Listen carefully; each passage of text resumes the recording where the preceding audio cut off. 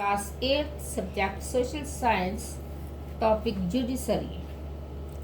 Dear students, कल मैंने आपको पढ़ाया था what is the structure of courts in India, लेकिन वो कंप्लीट नहीं हुआ था। उसके आगे हम और पढ़ेंगे। तो जैसे कि आपको कल बताया था कि जो लड़की थी सुधा, उसको उसके हस्बैंड ने जला दिया था और उसकी मृत्यु हो गई थी। तो उसी के आगे हम पढ़ेंगे।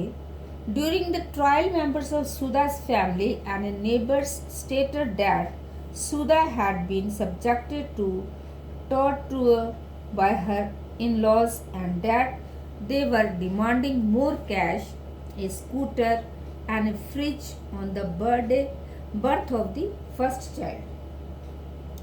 मुकदमे के दौरान सुधा के परिवार वालों और एक पड़ोसी ने कहा कि सुधा के ससुराल वाले उसके साथ बहुत ज़्यादा मारपीट करते थे। उनकी मांग थी कि पहले बच्चे के पैदा होने पर उन्हें एक बड़ी रकम, एक स्कूटर और एक फ्रिज दिया जाए। अपने बचाव में लक्ष्मण और उसकी मां ने कहा कि सुधा दूध गर्म कर रही थी। As a part of their defense, Lakshman and his mother stated that Sudha's sari had accidentally caught fire while she was heating milk, कि जब वो दूध गर्म कर रही थी तो उसकी साड़ी को आग लग गई थी। On the basis of this and other evidence, the trial court convicted Lakshman, his mother Shakuntala, and his brother-in-law Subhash Chandra and sentenced all three of them to death. तो क्या होता है कि उसकी माँ ने कहा कि सुधा दूध गर्म कर रही थी, तभी उसकी साड़ी में आग लग गई। इन सभी बयानों और साक्ष्यों के आधार पर निचली अदालत ने लक्ष्मण, उसकी माँ शकुंतला और सुधा के जेठ सुभाष चंद्र को दोषी करार दिया और तीनों को मौत की सजा सुनाई।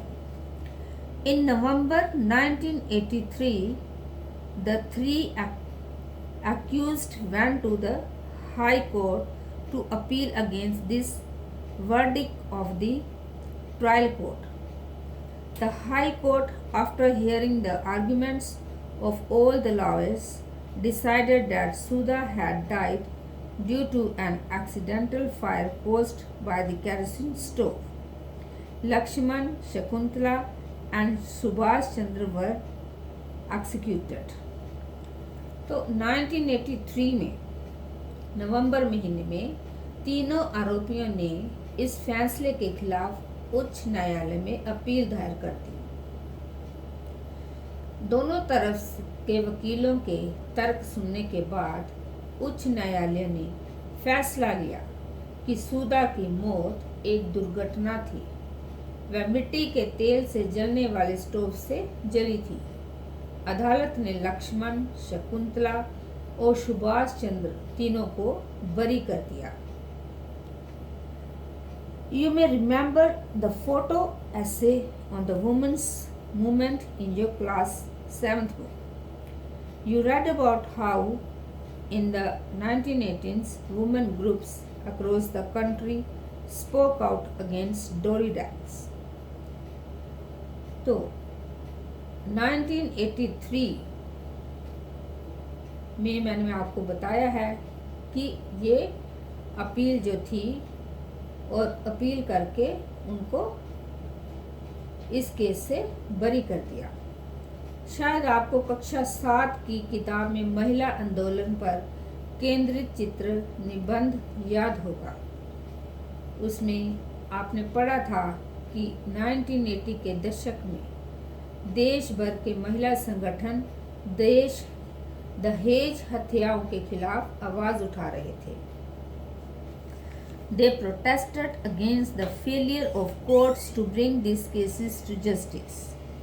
The above High Court judgment deeply troubled women and they held demonstrations and filed a separate appeal against this High Court decision in the Supreme Court through the Indian Federation of Women's Lawyers. तो क्या होता है, उसे इस बात पर दुख था कि अदालतें इस तरह की घटनाओं में दोषियों को दंडित नहीं कर पा रही है। उच्च न्यायालयों के उपरोक्त फैसले ने ऐसी जागरूक महिला को काफ़ी परेशान कर दिया। उन्होंने कई जगह धरने प्रदर्शन किए और उच्च न्यायालय के फैसले के खिलाफ सर्वोच्च न्यायालय में एक और अपील दायर कर दी। ये appeal Indian federation of women lawyers नामक संगठन की तरफ से दायर की गई थी।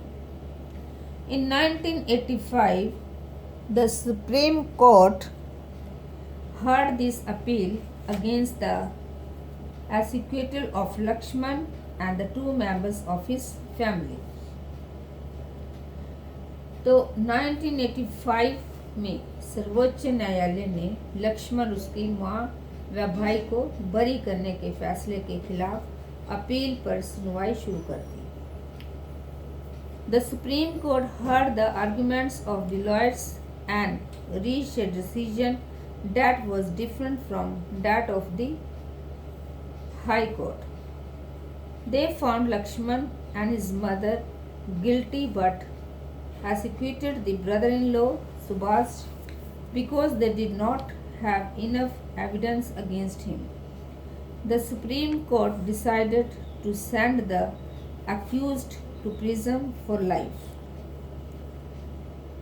तो वकीलों के तर्क सुनने के बाद सर्वोच्च न्यायालय ने जो फैसला दिया वह उच्च न्यायालय के फैसले से अलग था।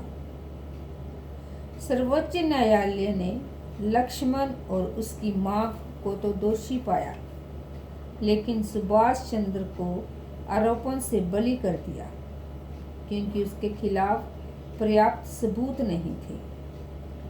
सर्वोच्च न्यायालय ने दोनों आरोपियों को उम्र कैद की सजा सुनाई।